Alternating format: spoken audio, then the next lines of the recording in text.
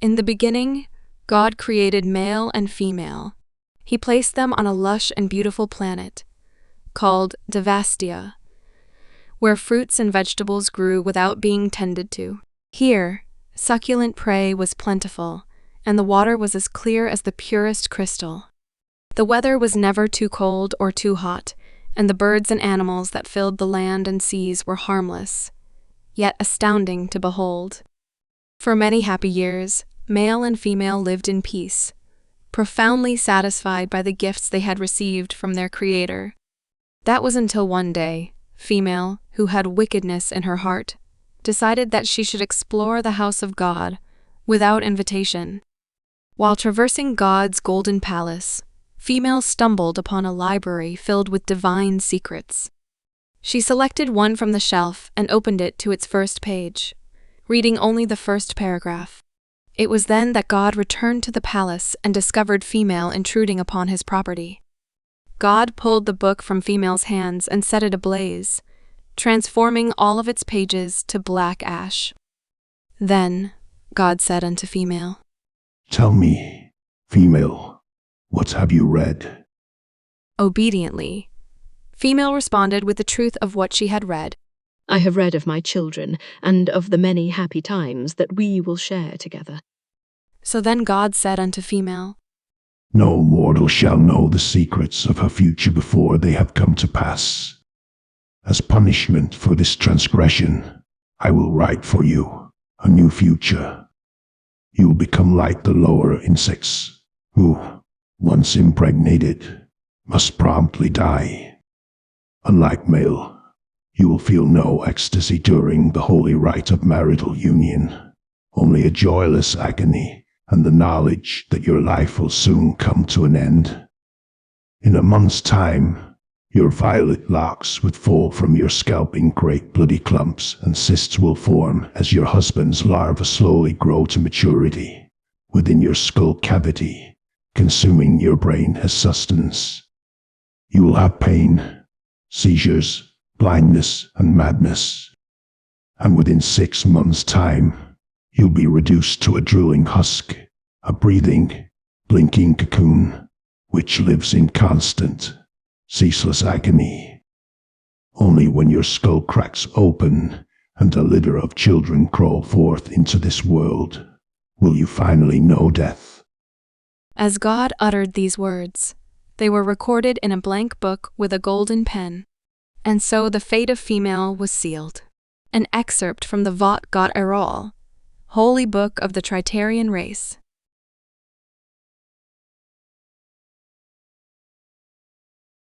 Devastia. Chapter 1. Miggie was a little Tritarian female with green skin, large, luminous, red eyes, 4 skinny arms, and long violet hair. She lived on a planet called Tritor 9. Tritor 9 was one of 12 planets controlled by the Tritarians. The planet was barren and covered in scorching deserts. Its surface was populated by brutal males of ambition, engineers, pilots, and soldiers, whom the universe feared. Miggie and the other females of her species lived in a city of tunnels beneath the surface of the planet. They were cared for by a collection of childless adult females, known affectionately as hags. "When I am an adult," Miggie said to her friend, Adaray, "I will be like Hag Josnia." "Why would you want to be like Hag Josnia? Do you not want to fall in love and have children?" Adaray responded. The femlings wore the same blue gown and veiled cap. To an outsider, they might have been difficult to tell apart. Adaray had much darker hair, and her face was more round. Miggie was taller and more elegant, with thick violet locks that reflected the dim light of the work lamps. Aside from these differences, however, the two femlings were so similar in appearance that they might have come from the same litter. "I want to be like Hag Josnia and care for a fleet of infant femlings. I want to see them grow and fall in love and die for love. But I would not, myself, like to die," Miggie explained to her friend as they were walking through a dimly lit tunnel toward their workroom. "Miggie, we are females. We die with honor so that males can live," said Adaray. She sounded happy and far away, as though envisioning her future love. It is such a beautiful thing that on the Festival of Union I will not run like the others. I will stand before the males and scream, "Impregnate me now." That's hardly a dignified thing to do, Miggie said. Well, there's nothing else to do, Adaray responded. There is no point in running. The running's just a ceremonial thing. The male folk are stronger and smarter than us. They can read and imagine and build things. So if they want to catch us, they will. That's just the way it goes. A tritarian male always catches the femling he desires. That is nature. That is biology. It will not be that way for me. I will run faster than the rest, said Miggie. If he desires you, he will catch you. To die willingly is to die with honor. One day, Adaray, you will see that you are wrong, said Miggie. No, Miggie. One day you will see that you are wrong, Adaray said. The femlings spent the rest of the day mining Valaxium crystals with sharp picks, while Hag Josnia shouted encouragement over a handheld loudspeaker. The crystals were translucent and blue. They grew in jagged, spiky clusters along the walls of the cave. Miggie and Adaray worked alongside the 48 other femlings in their squadron. All of them were the same age, dressed the same way, and looked nearly identical. Hag Josnia paced the rows of laboring femlings, holding her loudspeaker and shouting, "The Lord loves Valaxium crystals as he loves his children. That is why he made them the key to light and the key to energy. Please join me in song." Hag Josnia paced the rows of laboring femlings, holding her loudspeaker and singing a song about the many uses of Valaxium crystals. The old Tritarian female was plump, and her face was lined. Her large red eyes had ugly, moss-colored bags under them. Patches of her short hair were missing, and her gossamer wing stumps were crumpled and useless. They hung like impotent skin tags at her shoulder blades. Later that day, as the femlings finished their work and prepared for bed, Miggie approached Hag Josnia and asked her a question. Hag Josnia? Yes, Miggie. I've been wondering something for a long time. Yes, and what's that? Hag Josnia asked. How did you survive the Festival of Union? Miggie asked. She wanted to know this information, so that when her own Festival of Union came, she would be prepared. Hag Josnia smiled as though recalling a pleasant memory. And then, she replied in a cautious whisper, When I was young, I found some books that were discarded by the male folk and I taught myself to read. Just well enough that when I came to the surface, I understood the road signs and most of a basic instruction manual to an escape pod I found in the city. After that, I spent a few years off-planet where I waited out the years of my fertility. I met a lot of aliens during that time and I learned to read much better. Oh, so then why did you come back? Miggie asked. Loneliness is a complicated thing, Miggie. And so is growing old. My instinct was always to care for my own kind. Hag Josnia said with some wistfulness. Hag Josnia? Yes, Miggie. Will you teach me how to read? Hag Josnia glanced around cautiously to make sure that they were truly alone. When she saw that no other hags or femlings were present, her stern frown softened. She smiled warmly and replied, Of course, Miggie. The next day, Miggie approached Hag Tradra. Hag Tradra was a tall, bony female with scraggly gray hair. Her face bore many boils and had a deformed asymmetry to it. Hag Tradra was in charge of a squad of femlings, slightly older than Miggie, but she was still a presence in Miggie's life. She served soup during mealtimes, always with a grim expression and with dead eyes. Her voice was dry and cracked, perpetually lacking in enthusiasm. As Hag Tradra spooned a gooey, purple vegetable and bone marrow soup into Miggie's bowl, Miggie watched her, building up the courage to speak. Hag Tradra, Miggie said just as the old female was about to pour soup into the next bowl. Yes, Miggie. Hagtradra replied. How did you survive the Festival of Union? Miggie asked. Hagtradra touched the boils on her distorted face with one hand and replied with some wistfulness. I was born with these facial deformities, so when the Festival of Union came, the males did not chase me. They were afraid that I would pass my deformity onto their sons. So, when the festival was over, I went off-planet and lived with aliens for a few years. What did you do when you were off-planet, Hagtradra? Miggie asked. I worked for a tradesman, repairing ships and weapons. Hagtradra replied. Miggie was excited to learn this, and she smiled wide, imagining a life off-planet, surrounded by strange aliens. She imagined herself repairing ships and weapons like a Tritarian male living on the surface of Tritor 9.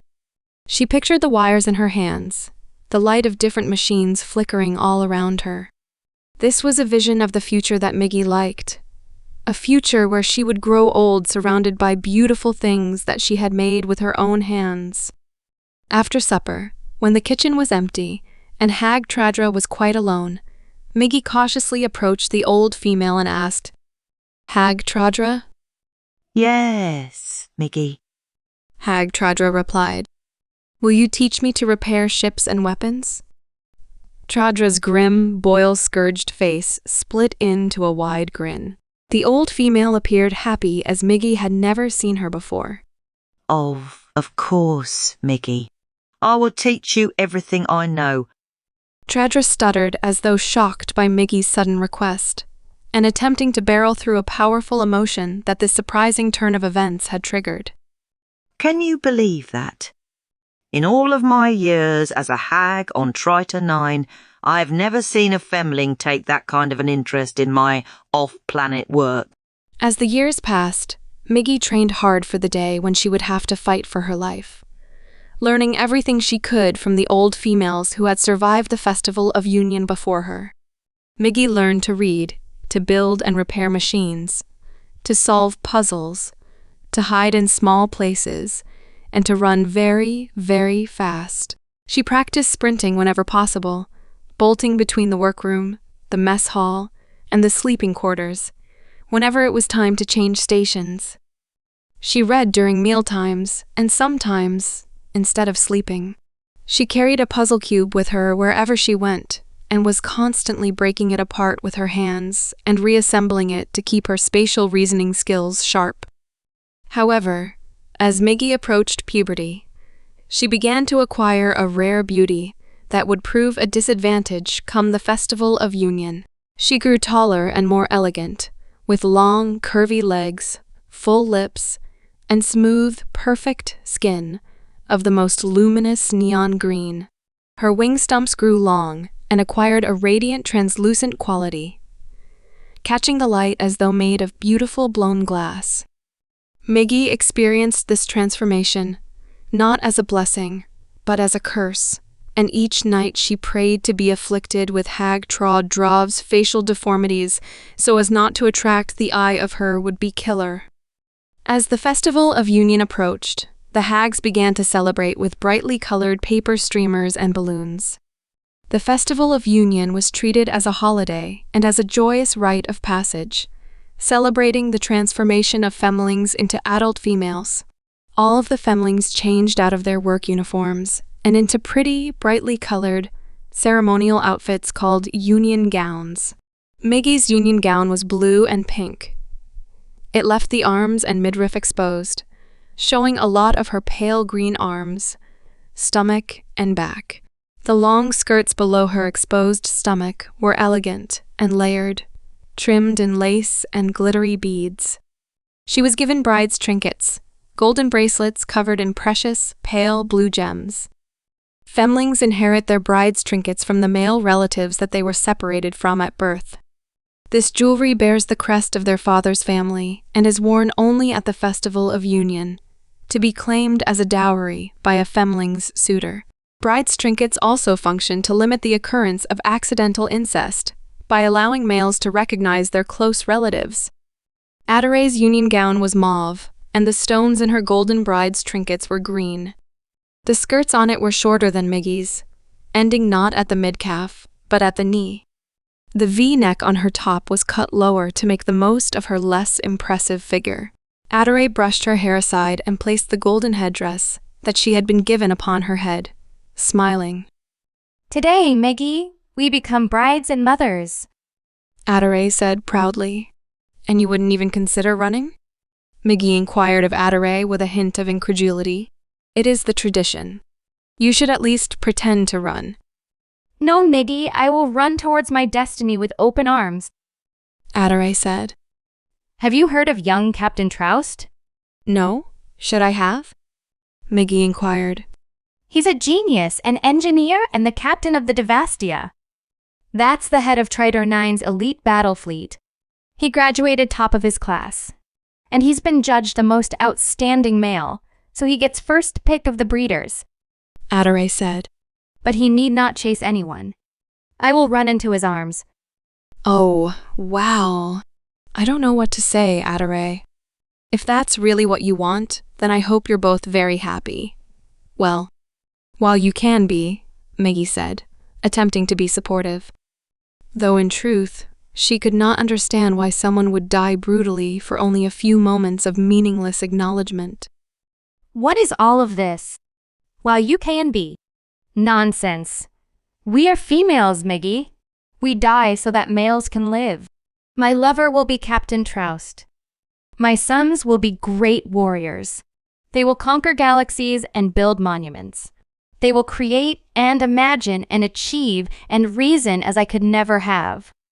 My purpose as a female is to love unselfishly and bring life into this world. Well, good luck to you, my old friend, said Miggie. But I intend to run. It's pointless to run, Adaray said, very matter-of-factly. The males are stronger and faster than you. They will catch you fast. Then you will see that you were wrong. Then you will see that to die for love is a privilege and an honor. Miggie fell silent. She knew Adaray well enough to understand that it was pointless to argue with her.